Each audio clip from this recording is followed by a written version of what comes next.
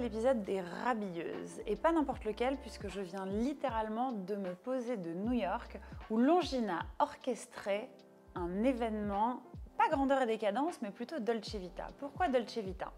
Si on repart un tout petit peu dans l'histoire de Longines, il faut savoir qu'en 1927, Longines introduisait une pièce qui inspirera en 1997, soit 70 ans plus tard, ce que sera la Dolce Vita. La Dolce Vita et son slogan ultra connu, sorti pour autant 2 ans plus tard, en 1999, Elegance is an attitude, of course, rajoutera plus tard Jennifer Lawrence, qui d'ailleurs était présente à l'événement, que j'ai pu rencontrer, que j'ai pu interviewer, mais malheureusement je ne pourrais pas vous le montrer, car souvent ces superstars sont extrêmement picky sur le timing, sur leur image et sur ce qu'elles racontent, donc je ne pourrais que vous retranscrire ce qu'elle m'a partagé. Évidemment, Jennifer Lawrence, tout le monde sait qui elle nous a séduite avec son personnage dans Hunger Games, ce qui lui a valu évidemment toute cette notoriété. Elle a été oscarisée, elle est militante, elle est surtout absolument sublime et pour autant très sympathique. En discutant avec elle justement sur ce gros lancement qui a eu lieu à New York.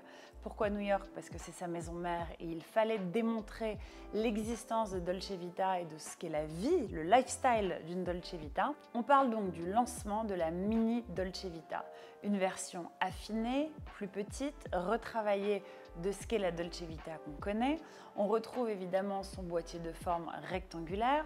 On retrouve d'ailleurs cette fois-ci pour la première fois un bracelet bijou puisque 198 maillons forment ce bracelet intégré à la boîte rectangulaire. Elle existe avec ou sans diamant. Mais ce qui est intéressant, c'est le détail subtil des cadrans disponibles. D'abord, on retrouve le carré dans le carré avec la petite seconde indiquée à 6 heures, ou pour une version que je trouve personnellement plus moderne avec des touches un tout petit peu plus vintage, on retrouve un rond dans une boîte carrée, ou plutôt rectangulaire, qui est décrite comme le cadran Cosmo.